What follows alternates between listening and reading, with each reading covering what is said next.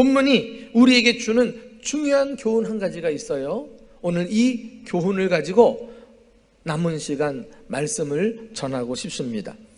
예수님의 기적은 우리의 믿음을 전제로 해서, 다시 말해 믿음을 사용해서 일으키신다는 것입니다.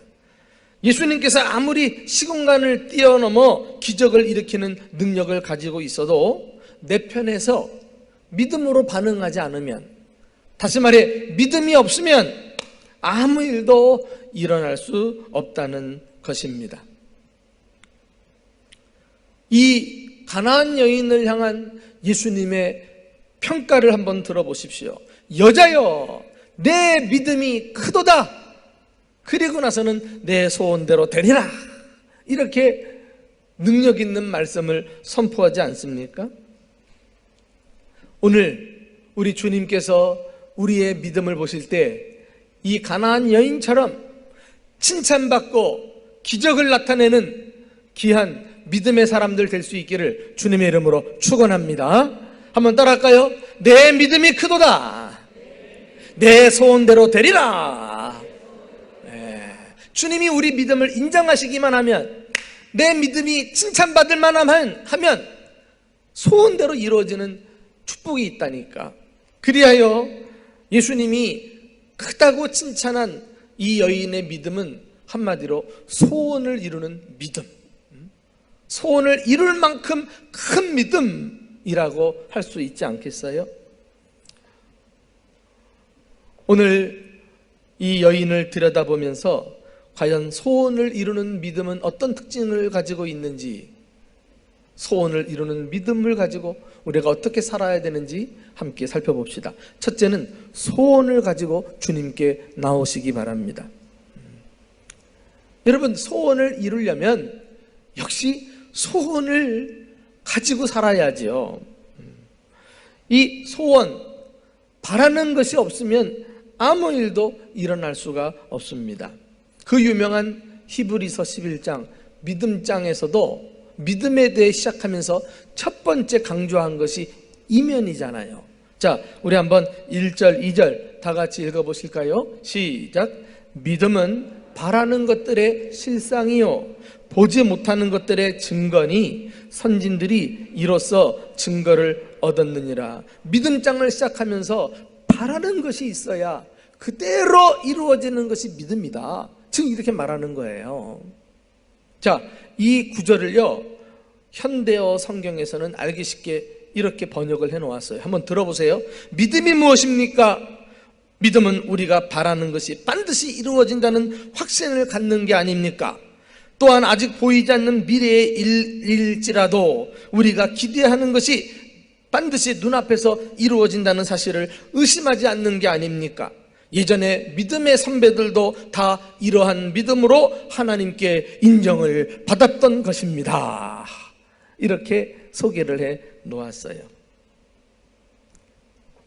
예전에 믿음의 선배들이 가졌던 믿음, 주님이 인정하신 믿음, 오늘날 우리도 그 후배된 자로서 동일하게 이 믿음 가지고 살아갈 수 있기를 예수님의 이름으로 축원합니다. 어떤 믿음? 소원을 간직한 믿음. 그래서 하나님께서는 기적을 일으키시거나 놀라운 능력을 행하실 때 먼저 우리 안에 소원을 막 불러일으켜 주시는 경우가 있어요. 이것이 주님이 일하시는 원리입니다. 소원 없이는 일을 하지 않으세요. 자, 우리 빌립보서 2장 13절 말씀 다 같이 읽어보실까요? 시작. 너희 안에서 행하시는 이는 하나님이시니 자기의 기쁘신 뜻을 위하여 자기에게 소원을 두고 행하게 하시나니. 우리 안에 하나님이 행하고 계신데요, 능력 있는 분 아니겠어요? 전능자. 그런데 그 전능하신 분이라도 우리 소원을 근거로 행하시는 것 아니겠어요? 그만큼 소원은 중요한 것이에요. 다시 강조합니다. 믿음이 무엇입니까? 소원을 품는 거예요. 소원을 붙잡고 사는 거예요. 과연 이 여인의 소원은 무엇이었을까요? 우리가 잘 아는 대로 귀신 들린 딸이 고침받는 것 아니겠어요? 그래서 마가복음 7장 25절에 가서 보시면 한 여자가 예수의 소문을 듣고 곧 와서 그 바라에 엎드려서 자기 딸에게서 귀신 쫓아내주기를 간구하거늘, 그렇게 얘기했어요. 예수의 소문을 들었대요. 그 예수에 관한 소문을 듣자 그것이 믿음으로 작용되고, 그 믿음은 내 딸을 고치겠다는 소원을 불러일으키고, 이 소원을 가지고 주님 앞에 나온 것이 주님이 인정하시는 큰 믿음인 줄로 믿으시기를 주님의 이름으로 축원합니다. 여러분, 주님의 역사는 이 순서를 따라서 예외 없이 이루어지는 거예요. 그렇다면 우리 안에 과연 소원이 있는 것을 어떻게 알 수 있을까요? 소원이 있는 사람은요, 그 소원을 이루기에 부르짖어요. 오늘 본문 22절 한번 보실까요? 다 같이 읽어봅시다. 22절 시작. 가나안 여자 하나가 그 지경에서 나와서 소리질러 이르되, 주 다윗의 자손이여, 나를 불쌍히 여기소서. 내 딸이 흉악하게 귀신 들렸나이다. 소원이 있는 사람은 가만히 있을 수 없습니다. 예수님께 나와 기도하되 점잖게 기도할 수 없어요. 그 소원이 막 자기 안에서 막 불일 듯 일어나는데 주체할 수 없는 그런 감동을 가지고 소리를 지른다니까. 소원이 있는데 기도하지 않는다? 그것은 믿음의 태도가 아닌 것입니다. 믿음은 있는데 소원이 없다? 그것은 건강한 믿음이 아니에요. 믿음은 소원을 이루어 달라고 간절히 부르짖고 그것을 주님 앞에 온전히 맡기는 신뢰의 태도라고 할 수 있습니다. 우리 로마서 8장 26절 다 같이 읽어보실까요? 다 같이 시작. 이와 같이 성령도 우리의 연약함을 도우시나니 우리는 마땅히 기도할 바를 알지 못하나 오직 성령이 말할 수 없는 탄식으로 우리를 위하여 친히 간구하시느니라. 아멘. 어떤 분은 기도해보라고 하니까 이 기도가 내 뜻인지 하나님 뜻인지 몰라서 기도를 못하겠대요. 그건 어리석은 거예요. 나는 연약하고 무지해서 주님의 뜻을 바로 알 수 없지만은 그럼에도 불구하고 주님 앞에 기도하는 동안에 성령께서 우리 기도를 하나님의 뜻 가운데로 지도해 주시고 인도해 주심을 믿으시기 바랍니다. 그래서 계속 기도하면서 결국은 주님의 뜻을 이루게 되어요. 그러므로 여러분의 소원이 무엇이든지 선한 동기를 가지고 주님 앞에 매달리고 기도하는 가운데 내 믿음이 크도다, 내 소원대로 되리라 하는 기적같은 축복을 누리는 저와 여러분 되시기를 주님의 이름으로 축원합니다. 두 번째 특징은 이런 소원을 가지고 주님 앞에 나왔으면 시험을 만나도 절대로 물러서면 안 돼요.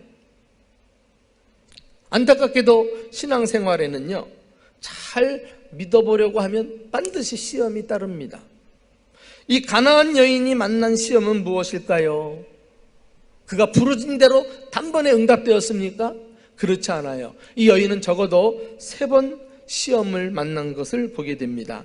자, 우리 23절 말씀을 다 같이 읽어볼까요? 시작. 예수는 한 말씀도 대답하지 아니하시니 제자들이 와서 청하여 말하되 그 여자가 우리 뒤에서 소리를 지르오니 그를 보내소서.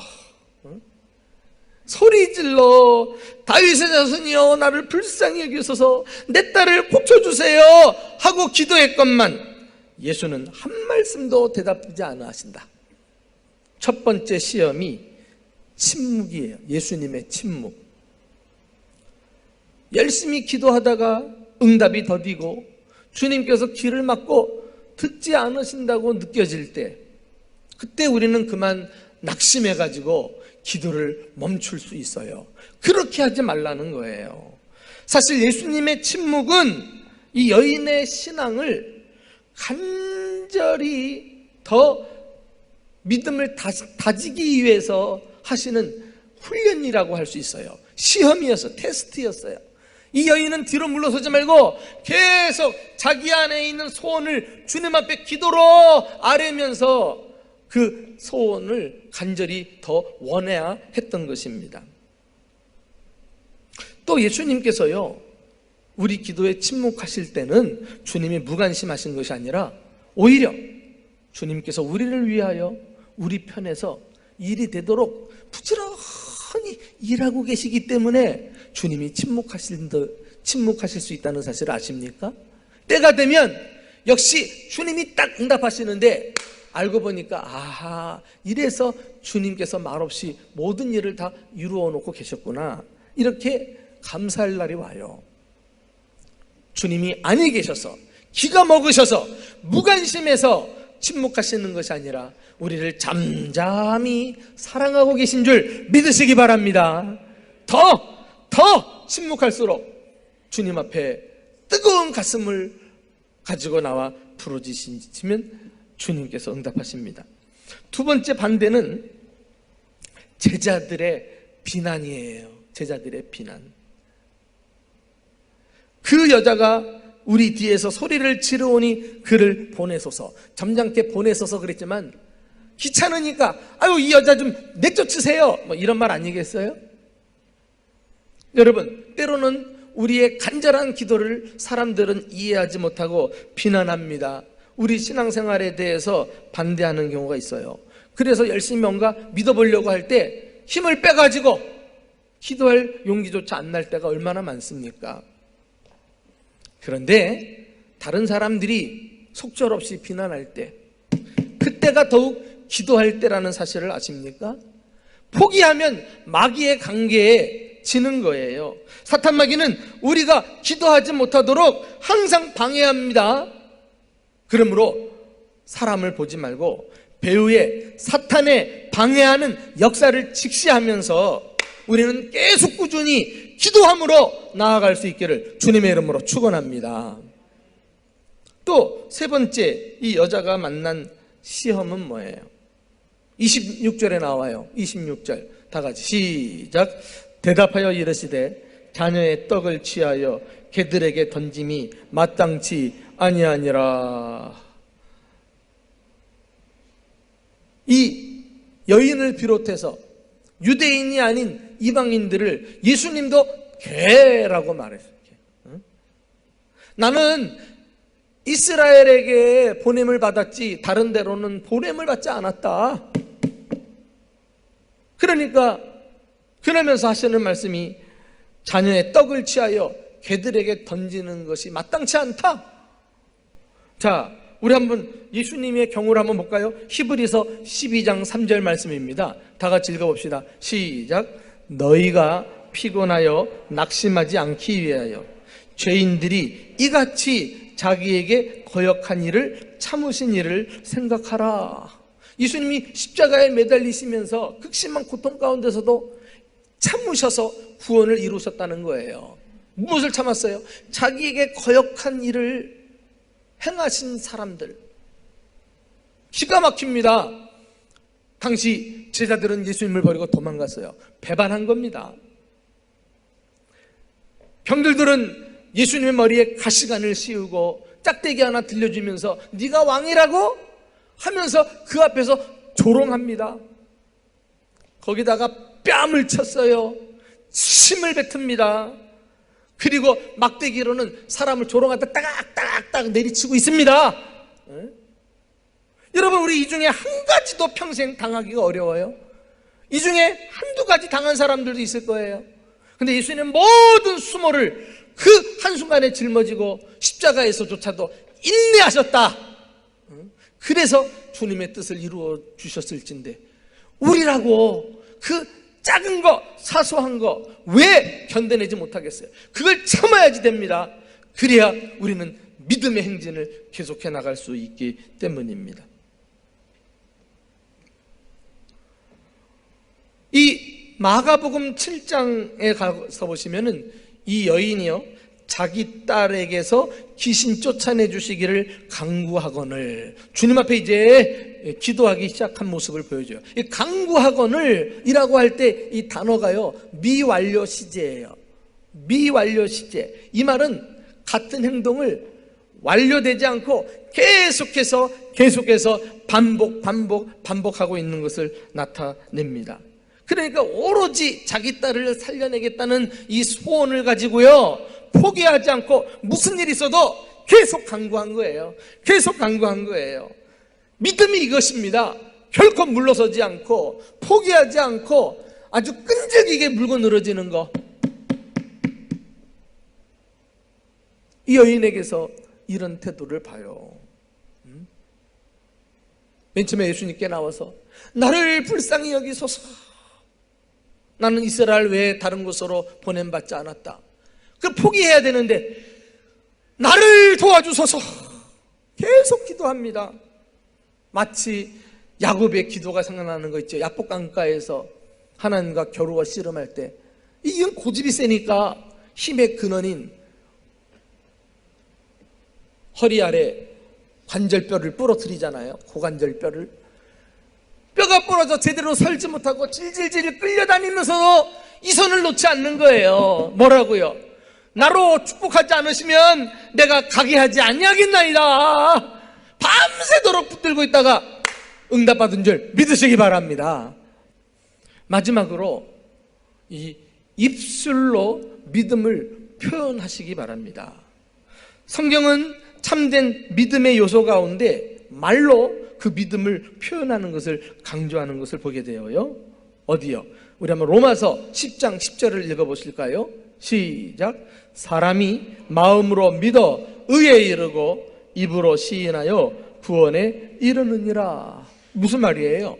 구원에 두 가지 요소가 있잖아요. 마음으로 믿는다, 그리고 입으로 시인한다. 마음으로 예수님을 믿는 것은 확신이 없어요. 뭔가 좀 부족해요. 이 믿음을 밖으로 끄집어내야 되는데 바로 입으로 시인하는 것이 사람들 앞에서 공개적으로 자기 믿음을 나타내는 거예요. 그래서 세례식이 중요한 거예요. 지금까지 마음으로 믿은 사람을 끄집어내가지고 여러 증인들 앞에서 공적으로 믿음을 표현하게 만들잖아요. 그것을 우리는 듣고 이 사람을 정식 그리스도인으로 받아들이는 거예요. 교회로. 그래서 입교인 되었다 하잖아요. 이 입교인 된 사람에게 직분을 주고 교회 봉사 일을 맡기고 해서 교회를 섬기게 하는 거예요. 그만큼 입술로 성도들이 들을 수 있도록 믿음을 표현하는 것은 중요하기 때문에 그렇습니다. 가나안 여인을 보면은 사람들 앞에서 입술을 가지고 자기 믿음을 담대히 고백하는 내용이 나와요. 우리 22절 한번 먼저 볼까요? 22절입니다. 자, 같이 시작. 가나안 여자 하나가 그 지경에서 나와서 소리질러 이르되 주 다윗의 자손이여 나를 불쌍히 여기소서. 주 다윗의 자손이여. 이건 예수님이야말로 다윗의 후손으로 오시는 약속하신 메시아다, 구세주다, 이런 고백이거든요. 아까 우리가 살펴본 대로 누가 전해줬는지 예수의 소문을 듣고 마음에 소원이 생겨가지고 그걸 주님 앞에 가지고 나와서 고백한 거예요. 주 다윗의 자손이요.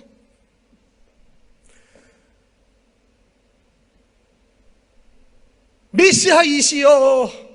이런 고백을요, 당시 이방인들이 들으면은요 변절자라고 말할 만합니다. 또 유대인들이 들으면은 아직 검증되지 않은 목수 나사렛 출신의 한 사람을 향해서 감히 메시아라고, 신성모독이다 하고 비난할 만해요. 그럼에도 불구하고 이 여인은 아랑곳하지 않고 담대하게 자신이 믿은 바 신앙을 밖으로 드러내고 있는 거예요. 그런데 이 여인의 신앙 고백은 여기서 끝나지 않아요. 그녀의 결정적인 믿음의 고백을 들어봅시다. 예수님께서 말하셨잖아요.